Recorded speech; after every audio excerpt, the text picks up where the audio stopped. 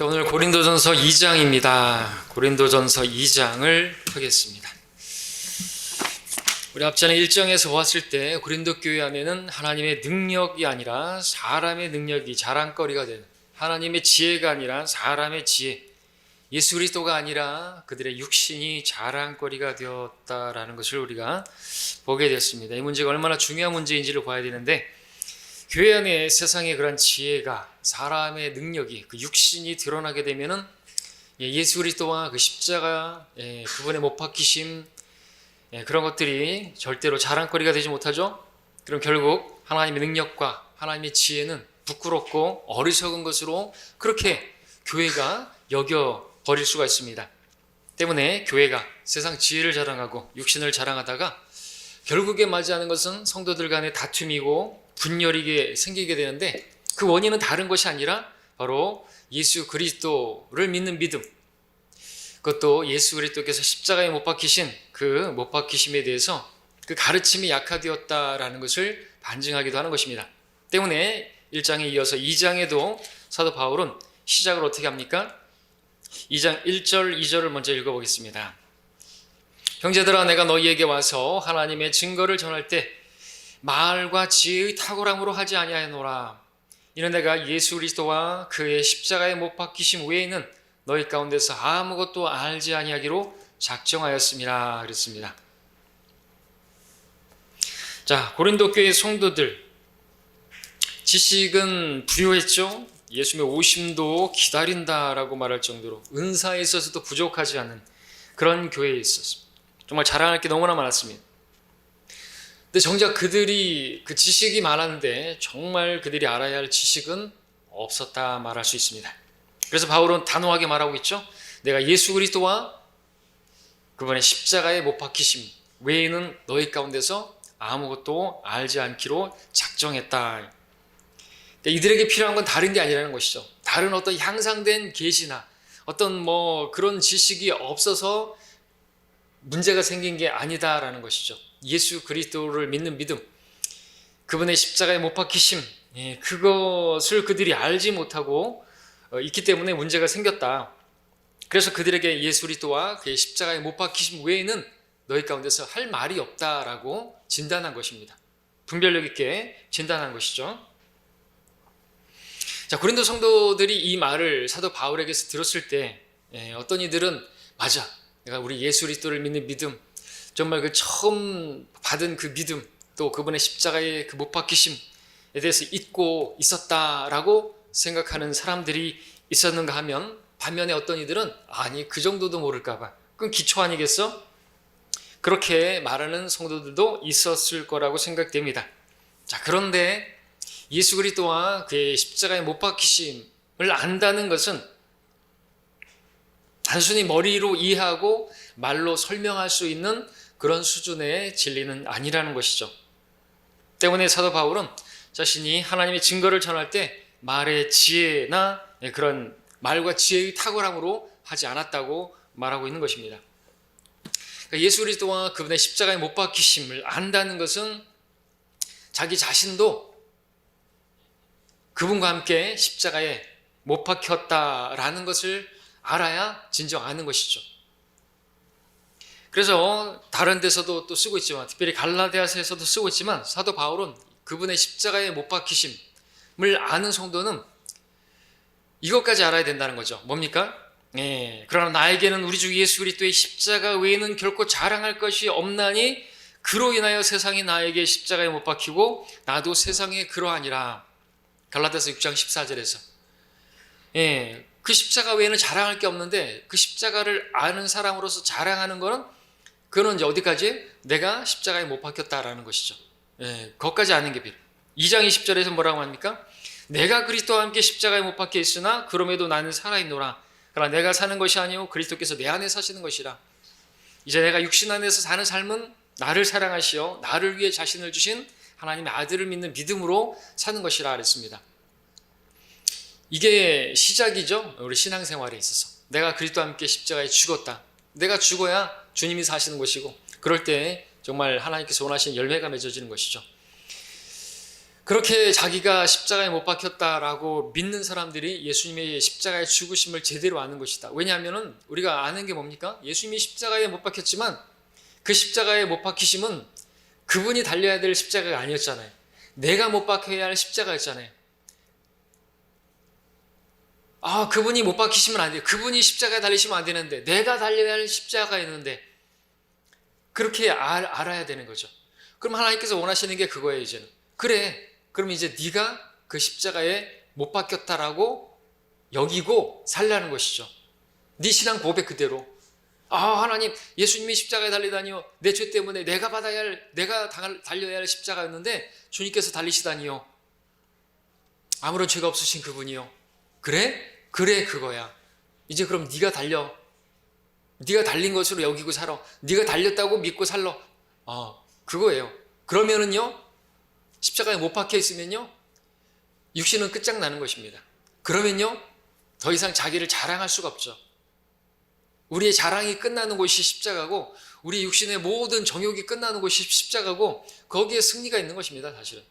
그러니까 바울이 그걸 안 것입니다. 자기에게도 그 정욕이 있고 자기가 원하는 것은 하지 않고 원하지 않는 그런 죄에게로 사로잡혀가는 것을 보게 되는데 알게 된 것이죠. 그리스도께서 내 안에 사셔야 되는구나. 그러기 위해서 내가 십자가에 달려야 되겠는구나. 내가 죽은 것으로 여겨야 내 안에 그리스도께서 사시고, 나는 그렇게 죽은 것을 넘겨야 의의 병기로 주님께 쓰임 받을 수 있다는 거. 왜냐하면 계속해서 죄가 나를 사로잡기 때문에 하나님께서 원하시는 하나님의 병기로 내가 드려질 수가 없는 것을 발견한 것입니다. 그래서 승리는 거기 있는 것입니다. 그래서 우리 그리스도인들도 계속 들어야 될 것이 십자가예요. 십자가. 저도 많이 십자가를 전하지 않습니까? 그 교회 안에 어떤 문제가 생긴다, 다툼이 있고 분열이 있다, 다른 거 아니에요. 이유가 십자가가 약화됐기 때문에 그렇죠. 그 진리가 가르치지 않으니까, 모르니까. 그 십자가를 아는 사람들이 그렇게 삽니까? 막 누구 파니 그러면서 분열되어지고, 내가 더 잘났네, 너가 잘났네, 그럴 수가 없다는 것이죠. 문제가 거기 있어요. 문제가. 자, 이렇게 우리 럭커먼 주석서에도 이제 2장에서 쓰고 있지만, 예수 그리스도의 그 십자가에 못 박히심을 안다는 것은 곧 내가 그분과 함께 십자가에 못 박혔다라는 것을 아는 것까지를 포함한다고 쓰고 있습니다. 그게 진짜 아는 것이죠. 그러면은 교회 안에서 자랑할 분은 예수 그리스도. 그래서 1장에서 뭘 말합니까? 세상 지혜로는 그 십자가를 알 수 없다고. 그죠? 그 십자가를 알게 된 사람들은 구원받은 사람들이고, 그 구원받지 않은 사람들은 그 십자가를 아주 어리석게 여기기 때문에, 그렇죠? 구원받지 못하는 것이라고 그렇게 하는 것이죠. 3절 또 읽겠습니다. 3절부터 5절까지. 내가 너희와 함께 있을 때에 연약함과 두려움과 심한 떨림 가운데 있었노라. 또 내 말과 내 설교를 설득력 있는 인간의 지혜의 말로 하지 않고 성령과 능력을 나타냄으로 하였으니, 이는 너희의 믿음이 인간의 지혜에 있게 하지 아니하고 하나님의 능력이 있게 하려 함이라 말씀하고 있습니다. 예수 그리스도와 십자가를 아는 문제, 단순히 말로 설명할 수 있는 정도에서 끝나면 안 된다는 걸 말하고 있습니다. 바울은 고린도 성도들이 예수 그리스도를 십자가를 아는 사람들로서 그들의 삶에서 하나님의 능력이 나타나기를 바라는 것이죠. 단지 말에 지혜의 탁월함으로 인간의 지혜로 그렇게 알까봐 그것이 두렵고 심히 떨렸던 것입니다. 왜냐하면 그렇게 되면 자신에 대한 수고가, 그 사역이 헛될 것이기 때문에 그렇습니다. 1장으로 다시 가서 17절도 보십시오.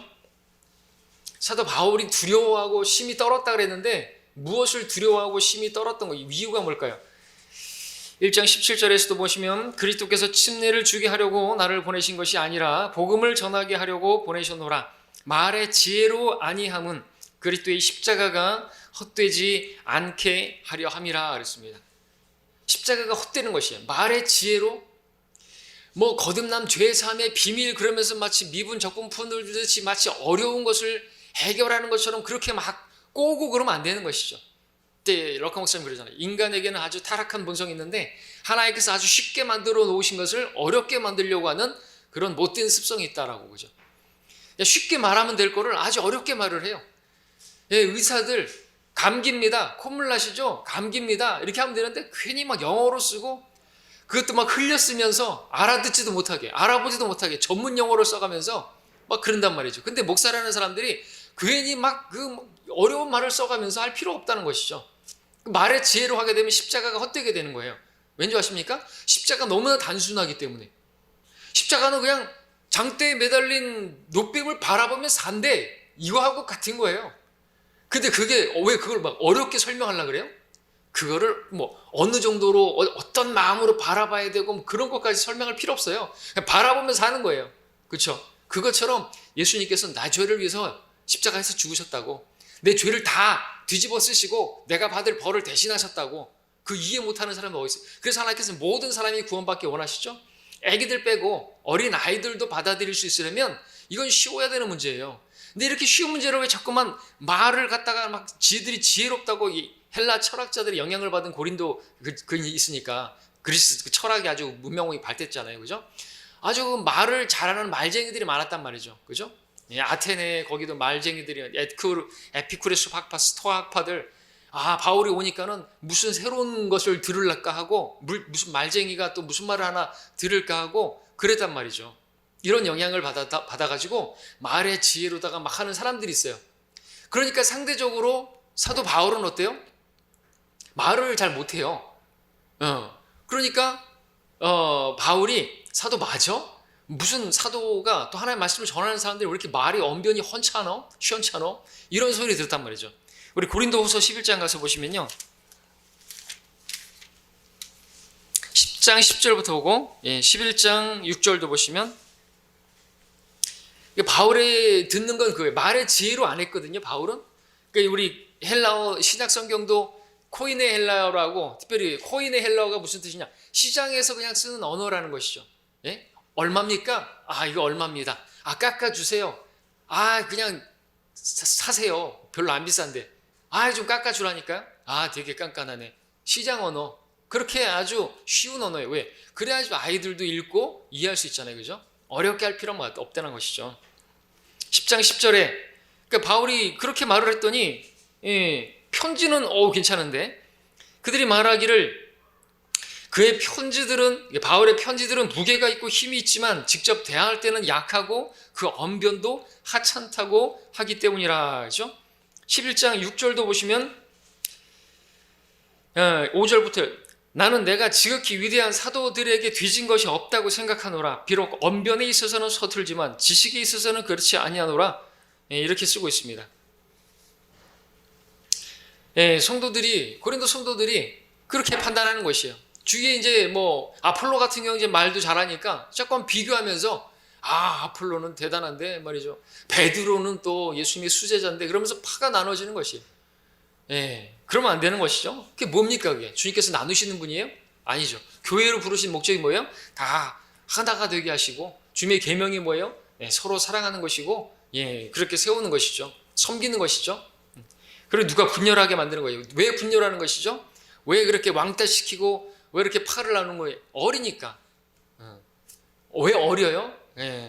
구원받았는데 십자가는 어린 거 상관없는데 십자가를 몰라서 그렇다 이거죠. 십자가에 어느새 십자가에서 내려왔다든지, 그러니까 자기 육신만 자랑할 것밖에 없겠죠. 바울은 지금 다시 보시면요, 다시 2장으로 오시겠습니다. 고린도전서 2장으로.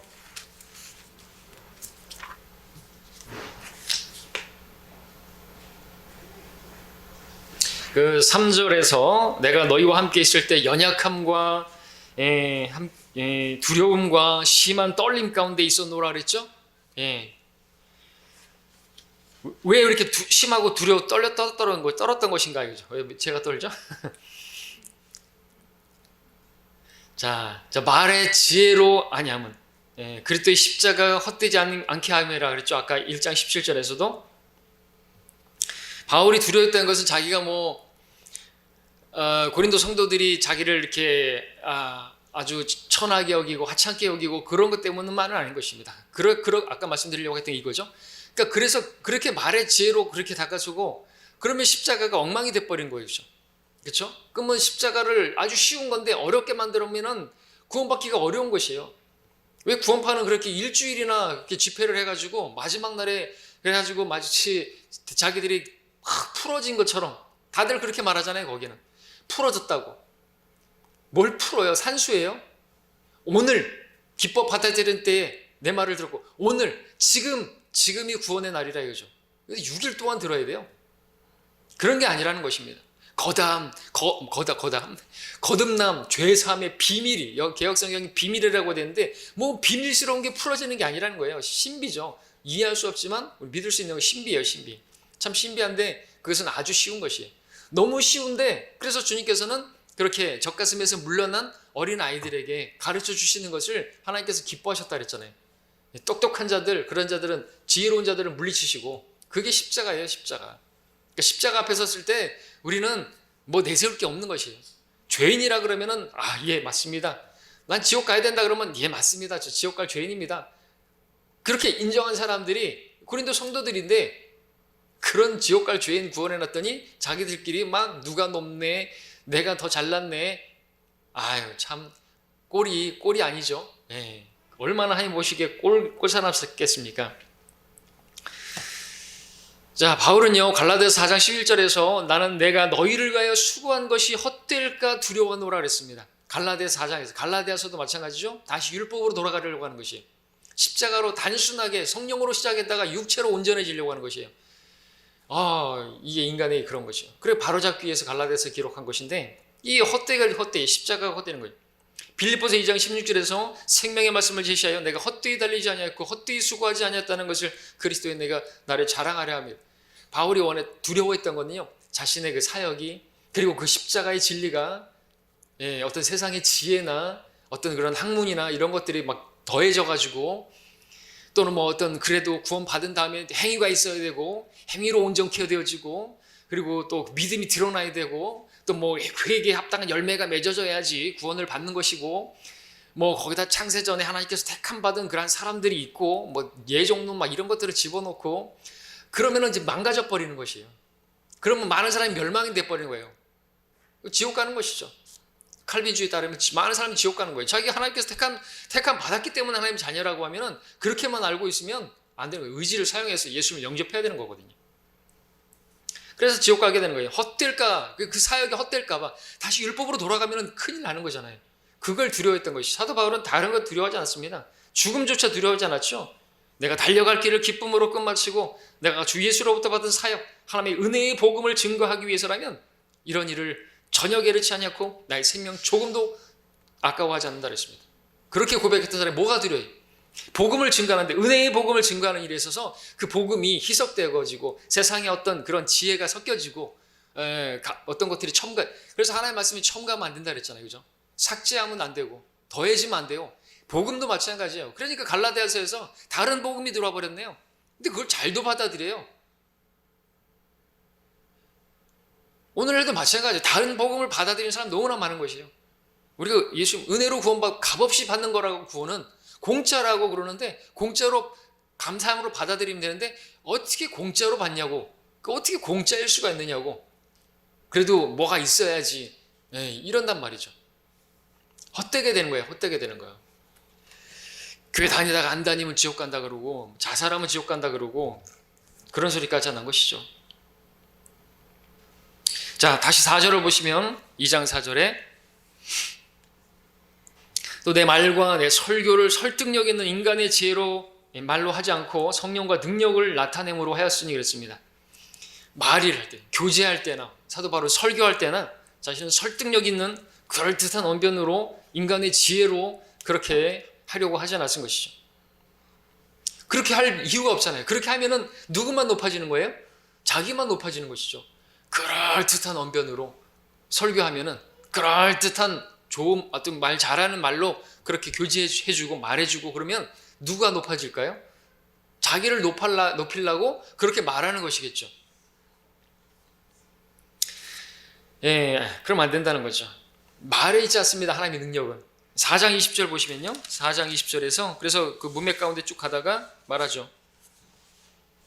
19절부터 읽으면 4장 19절 그러나 주께서 원하시면 내가 너희에게 속히 가서 교만에 있는 자들의 언변이 아니라 능력을 알아보리라. 이는 하나님의 나라는 말에 있지 않고 능력이 있다 그랬죠. 교만한 자들이 언변을 가지고 자랑하고 있었던 것이죠. 그래서 내가 가서 한번 너희들의 능력을 알아보겠다 이거죠. 말에 있지 않습니다. 능력이 있습니다. 능력이 뭐예요? 열매가 맺어져야죠. 그렇죠? 그 능력 그리고 십자가가 하나님의 능력인데 그 십자가를 전파하는 건 말에 지혜 있지 않아요. 단순하게 나가서 전하면 되는 거예요. 예수님이 당신의 죄를 위해서 우리 어린아이 같이 예수님이 당신의 죄를 위해서 죽었어요. 선생님 죄를 용서하셨어요. 뭐 이런 식으로 가서 전하면 되는 거예요. 근데 그거를 막 무슨 뭐 예화를 사용해야 되느니 뭐 어떻게 해야 되느니 그걸 막 꼬우고 자기의 지혜를 발휘해가지고 뭐 어떻게 뭐 또 해야 되고 뭐 어떤 식으로 설명을 해야 되고 그러면 안 되는 거죠. 자기 지혜를 막 거기다 섞으려는 거예요. 그러면 난 지혜가 없어서 저렇게까지 나는 예화도 사용할 줄 몰라서 그럼 많은 그리스도인들은 복음도 못 전하겠네요. 그게 아니라는 것이죠. 하나님께서 쓰시는 사람들은 단순한 사람들이에요. 바울이 말하잖아요. 고린도후서에서 또 말하잖아요. 난 너희가 그리스도의 단순함에서 떠나서 부패해야 될까 두려워한다고. 왜? 그렇게 단순함에서 떠나게 되면 부패하는 것이에요. 단순하게 떠나는 게 뭐예요? 마귀가 미혹한 것이거든요. 우리 교회원에 와가지고 이제 서로 사랑하고 함께하고 그러면 되는데 막 이제는 자기가 뭐 대단한 것처럼 돼버리면 다른 성도가 나에게 조금만 서운하게 대하면 이제는 막 거기서 이제 분열이 일어나는 것이거든요. 뭘 놓친 거예요? 내가 누군지, 내가 수요일날 말씀드렸지만 내가 어디서 왔는데요? 내가 누군데요? 죄인이었어요. 난 지옥에서 온 자예요. 그런 나를 구원하셨단 말이죠. 그걸 잃어버리게 되면 내가 자존심이 살고 내 육신이 드러나게 되면 교회 안에서 힘들어지는 거잖아요. 그래서 힘들어지는 것이에요. 잘 붙들어야 되는 것입니다. 내가 누군지, 내가 어디에서 어떤 상태에서 구원받았는지를 알아야 되는 거죠. 그래야지 교회 안에 문제가 없습니다. 말에 있지 않고 능력이 있습니다. 말에 지혜로 하지 아니하면 하나님의 성령의 능력에 나타남으로 했다 그랬습니다. 오늘 유명한 목사들의 특징이 뭐죠? 언변이 아주 뛰어난 것이죠. 언변이 대단합니다. 그들의 언변에 사람들이 그냥 혹하죠. 마치 말 잘 할 수 있게 하는 학원을 다니는 것 같아요. 학원 다니는 것 같아요. 실제로 광주에 학원이 있어요. 양국진 스피치 학원. 거기 제가 이렇게 보니까 광고에 밑에 목사님들도 많이 다닌다. 그런 광고 있는 것이에요. 그 사람들은요, 그 목사들은요, 하나님의 능력이 뭔지를 모르는 사람들이에요. 자기들이 말의 지혜로 하면, 뭐가 될 줄 아는 것이죠. 아니라는 거죠.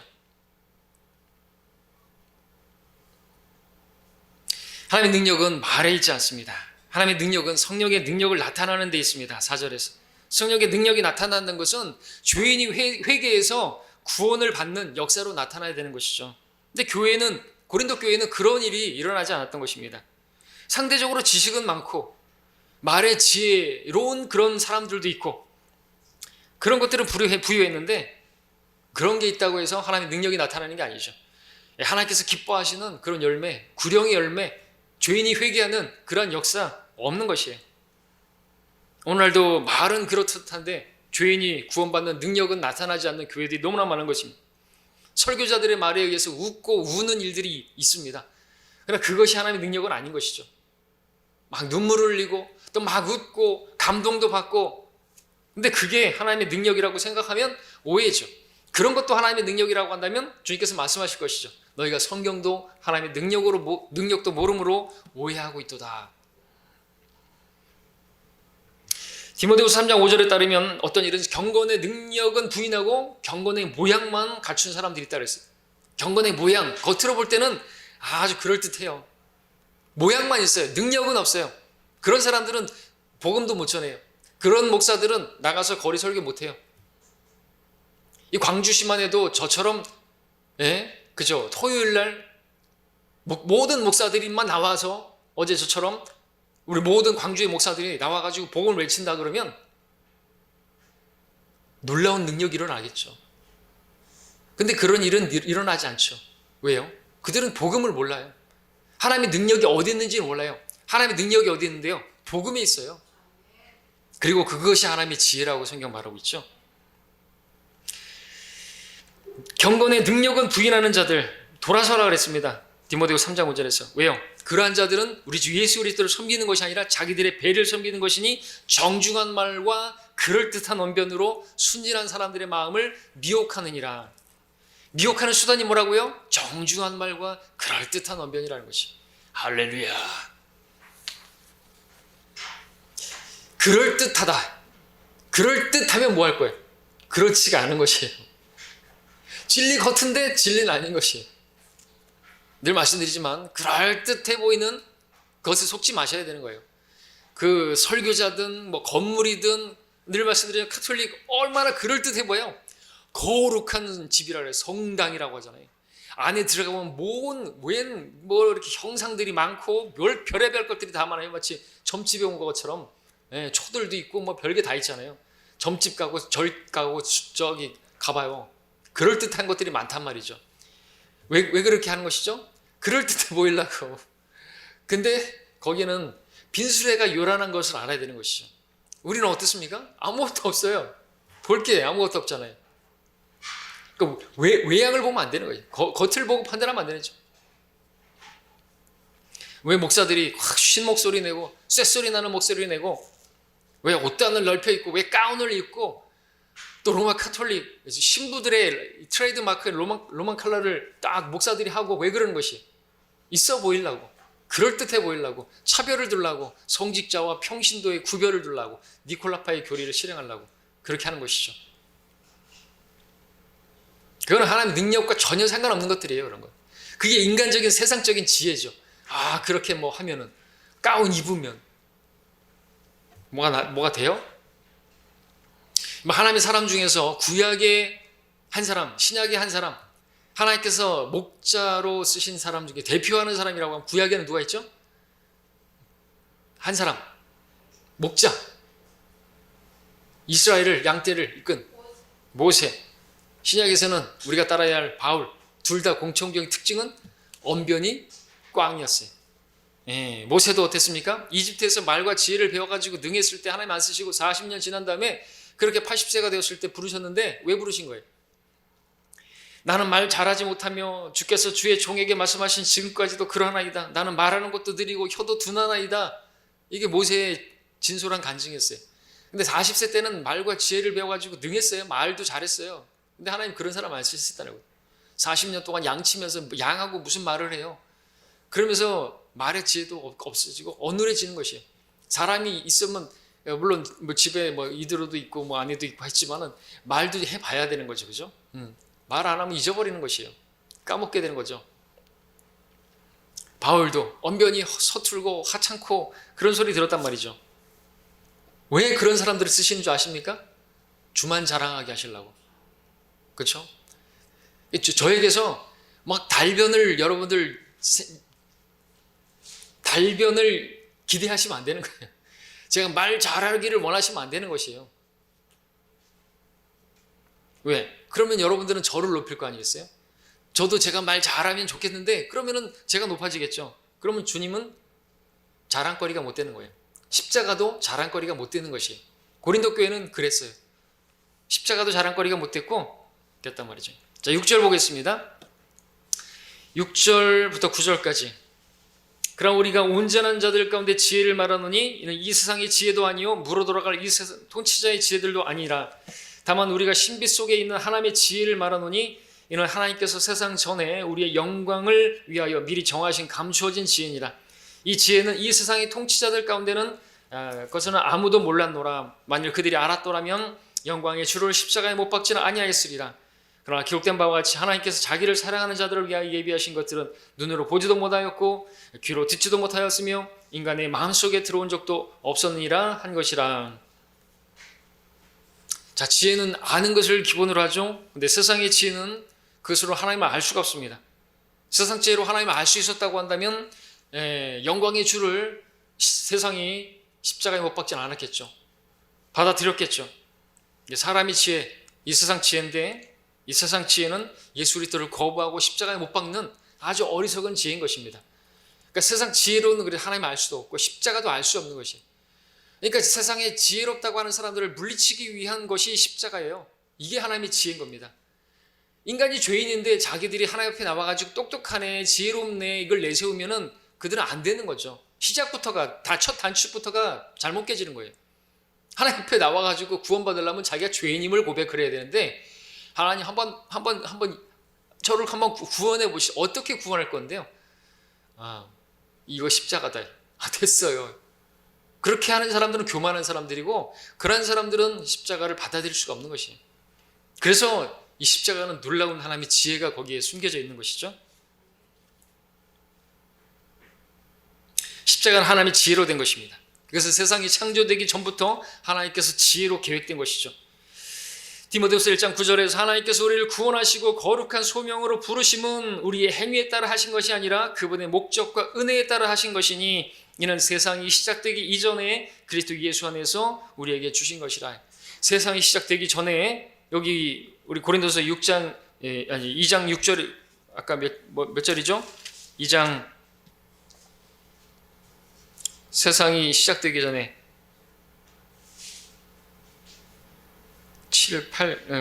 이 세상 지혜는 7절이죠. 세상이 전에 하나님께서 세상 전에 우리의 영광을 위하여 미리 정하진 감추어진 지혜는이라 그랬잖아요. 그죠? 세상이 시작되기 전에 여러분들 창세기에서부터 예수의 십자가가 나오지 않습니까? 그죠? 예표하는 아담과 이브가 범죄했을 때 그들을 위해서 누가 희생됐죠? 가죽 옷을 입었잖아요. 어린 양이 죽은 것이죠. 아벨은 어떻게 그 어린 양을 드렸나요? 창세기 22장에서 아브라함은 하나님께서 친히 자신을 번제했을 어린 양으로 마련하실 것이라. 십자가가 거기도 있네요. 갑자기 나타난 게 아니에요. 예수님께서 나타나시면서 창세기 그 전부터 지금 이 세상이 창조되기도 전에 하나님 안에 감춰졌던 하나님의 지혜라고. 하나님은 다 내다보시는 분이기 때문에 그렇다는 것이죠. 그게 하나님의 지혜인 것입니다. 2장 8절에서 그렇죠. 하나님의 지혜는 세상 전에 감춰진 지혜라고죠. 자, 그리고 하나님의 지혜는 눈으로 보지 못했고 귀로 듣지 못했고 인간의 마음속에 들어온 적도 없다고 말합니다. 무엇을 말하는 것입니까? 우리 눈을 통해서나 우리 귀를 통해서 들은 것이나 얻은 것은 하나님의 지혜와 상관없다는 것이죠. 하나님의 지혜는 결코 우리의 오감으로 얻을 수 있는 것이 아니라는 것입니다. 무엇을 통해 얻을 수 있습니까? 10절에서 말합니다. 그러나 하나님께서 이것들을 우리에게 그의 영으로 나타내셨으니 이는 성령께서 모든 것 심지어 하나님의 깊은 것들까지도 통찰하시기 때문이라. 자, 하나님의 지혜는 오직 성령을 통해서 우리에게 계시되는 것이죠. 십자가 그것은 우리를 위해서 예비되신 것입니다. 그렇죠. 아브라함을 위해서 순양을 그때 예비하셨던 것처럼 그리고 우리의 황금도성 우리가 가게 될 새 예루살렘 우리를 위해서 예비되었는데 그것도 우리가 알 수 없는 것입니다. 시체말로 그 도성은 우리가 무엇을 상상하든 그 이상의 것을 보게 되는 우리 마음에 들어와 본 적도 없고 눈으로 본 적도 없는 그러한 것들일 것이. 근데 그와 같은 것들이 뭐냐면 바로 십자가가 그렇다라는 것이. 그러니까 십자가는 정말 놀라운 하나님의 지혜의 작품이에요. 인간들이 아무리 똑똑하다 할지라도 그걸 다 내려놔야지 받아들일 수 있는 게 십자가니까. 그래서 하나님의 어리석음이 인간의 지혜보다도 더 위에 있는 것이죠. 자, 11절 보겠습니다.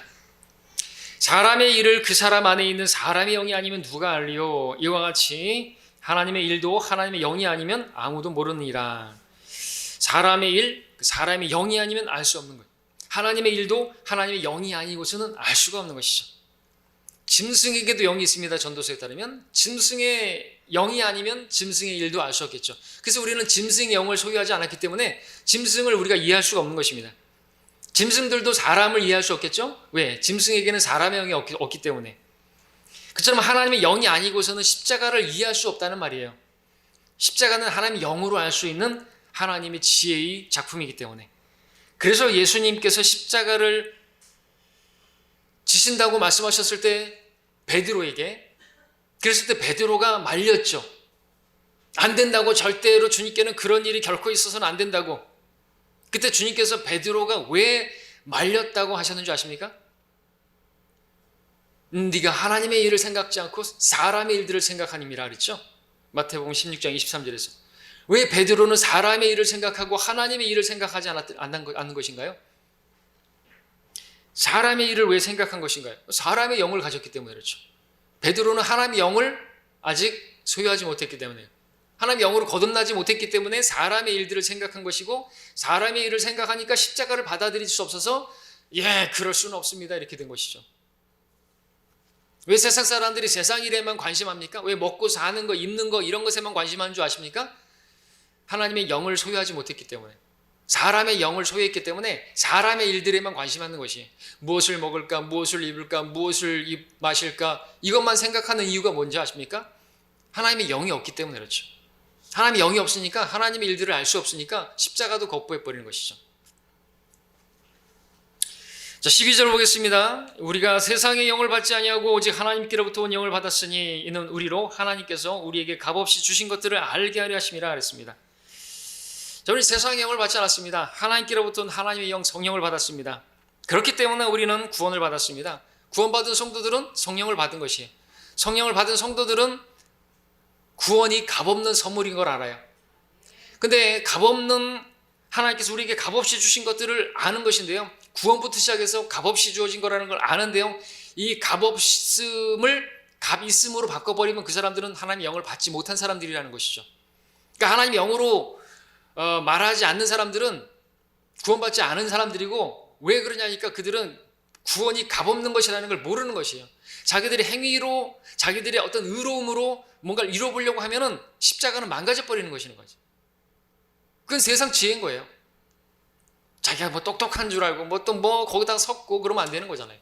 그렇죠? 우리에게 값없이 주시는 거예요. 구원이 값없는 선물이다, 믿음으로만 받는다라고 말을 하는데, 다른 얘기하는 사람들은 구원받지 않은 가능성이 많아요. 그런 사람들은 왜 그런 것인가요? 하나님께로부터 영을 받지 못했기 때문이라고 말하고 있는 거예요. 하나님이 영으로 말하는 사람들은 구원은 하나님의 선물이다, 하나님께서 다 이루셨다 이거죠. 믿기만 하면 받는다라는 것이죠. 그렇게 말할 수 있는 것이죠. 자, 하나님께서 값없이 주신 것들 많죠. 구원부터 시작해가지고 성령님도 마찬가지고 은사도 마찬가지고 다 이런 것들 뭐라 그래요? 그것은 다 하나님의 은혜라고 말하는 것이죠. 그래서 은혜로 구원을 받는 거예요. 하나님의 은혜예요. 하나님의 은혜가 아니면 구원부터 시작해서 아무것도 안 돼요. 삶도 마찬가지죠. 삶도. 자, 13절 넘어갑니다. 또한 우리가 그것들을 말하되 인간의 지혜가 가르치는 말로 하지 아니하고 성령께서 가르치시는 말로 하나니 영적인 일들은 영적으로 비교하여 말하느니라. 자, 누군가가 성령께서 가르치는 말이라고 하면서 말을 한다고 한다면 그 말은 성경 말씀과 일치해야 되고 성경 말씀에 근거해야 됩니다. 왜냐하면 하나님 말씀이 영적인 말씀이기 때문이죠. 내 말은 영이요 생명이라. 영적인 것은 영적으로 비교해야 돼요. 다른 걸 얘기하면 안 돼요. 영적인 게 뭐예요? 하나님 말씀이죠. 내 말은 영이요 생명이라. 하나님 말씀에 근거해서 말해야 되죠. 뭐 성령께서 가르치시는 말로 한다 그러면서 막 방언이나 했었고 그러면 안 되는 거죠. 방언은 외국어죠. 그리고 여기 사람들이 말하는 것처럼 라시라라 카라시라 이건 아니에요. 그건 헛소리죠. 그건 하나님도 해석이 안 되는 거예요. 그렇죠? 방언은 외국어입니다. 그래서 성경을 해석하는 원칙은 영적인 것은 영적으로 비교해서, 이사야 말씀에서 주의 책을 찾아 읽어야 짝이 없는 것이 없고 다 짝이 있다 그랬잖아요. 삼겹줄은 휘 끊어지지 않는다. 성경 최소한 3구절이 백업해줘야 돼요. 어떤 교리를 입증하려고 한다면 되도 않는 신천지같이 지들이 아무거나 꺼내가지고 그걸 그렇게 맞추고 이만희가 뭐 대단한 뭐 풀어낸 것처럼 하면 안 되는 거죠. 그럼 망하는 것입니다. 14절 그러나 자연인은 하나님의 영의 일들을 받아들이지 아니하나니 이는 그 일들이 그 사람에게는 어리석게 여기기 때문이요 알 수도 없나니 이는 그 일들이 영적으로만 분별되기 때문이라. 그래서 자연인은 구원받지 않은 사람들인데, 구원받지 않은 사람들은 이 하나님의 영의 일들을 받아들이지 않는 이유는 아시겠죠? 하나님의 영을 받지 않았기 때문에. 그리고 어리석게 여기는 거예요. 십자가를 전파하는 것이 멸망하는 사람들에게는 어리석게 여기신다 그랬죠, 앞에서. 왜냐하면 그 영적으로 분별되기 때문에 그렇습니다. 영적인 문제예요, 사실은 이거. 누군가가 구원을 받지 않는 일, 이 영적인 문제라는 거죠. 그래서 우리는 하나님께 기도하는 것이죠. 성령께서 역사하셔서 저 사람이 좀 구원받게 해주시라고 기도하는 것이. 우리가 구령 나갔을 때 기도하는 건 그냥 하는 게 아니죠. 하나님께서 준비시켜 주시라고, 구원받는 사람들 있게 해주시라고 기도하는 것이죠. 그렇죠? 또 하나님의 말씀을 전할 때도 영적인 이 사역이기 때문에 기도하고 그렇게 말씀을 전하는 것입니다. 복음의 말씀을 전하든 또 강단에서 설교의 말씀을 전하든 기도하는 이유가 거기 있는 것이에요. 왜? 영적인 일이기 때문에. 영적으로만이 또 분별되기 때문에 하나님이 영으로 인도해 주시라고 기도하는 것이죠. 15절에 영적인 사람은 모든 것들을 판단하나 자신은 아무에게도 판단을 받지 아니하느니라. 오해하지 말아야 할 말씀 중에 하나는 성도는 하나님의 말씀으로 판단하는 사람인 것이죠. 판단, 심판한다는 것이죠. 우리가 복음을 증거할 때 하나님의 말씀에 근거해서 판단하면요, 옳은 것이에요. 당신은 구원받지 않으면 지옥 갑니다. 당신은 반드시 지옥 갑니다. 이것은 옳은 것이에요. 바른 판단이죠. 성경에 근거한 것이기 때문에. 그렇게 말하는 나는 바르게 한 것이고 난 틀린 게 아닌 것입니다. 누구도 나를 틀렸다고 말할 수 없어요. 왜? 하나님 말씀에 근거하기 때문에. 누구도 나를 정죄할 수 없다는 것입니다. 하나님 말씀으로 판단했기 때문에. 의롭다 하시는 분은 하나님이시기 때문에. 근데 다른 걸 판단하면 안 되는 것이에요. 내가 영적인 사람은 모든 걸 판단한다 그래가지고 막 다른 것까지 판단하면 안 되는 거예요. 세상에 있는 것까지 막 판단하고 막 그러면서 자기가 알지도 못하면서 판단하면 안 되는 것이죠. 성경을 가지고 판단해야 되는 거예요. 성경으로. 우리가 신천지에 대해서 판단할 수 있는 것이에요. 하나님의 교회, 안상원 증인의 장길자 교회도 판단할 수 있는 것이에요. 장로교회 그 칼빈주교 잘못됐다는 거 판단할 수가 있어요. 왜? 판단하라고 성경을 주셨단 말이죠. 영적인 사람은 판단해야 되는 것이에요. 그런 것들을. 다른 걸 판단하면 안 되는 것이죠. 그리고 어떤 연약한 지체를 판단하면 안 되는 것이고요.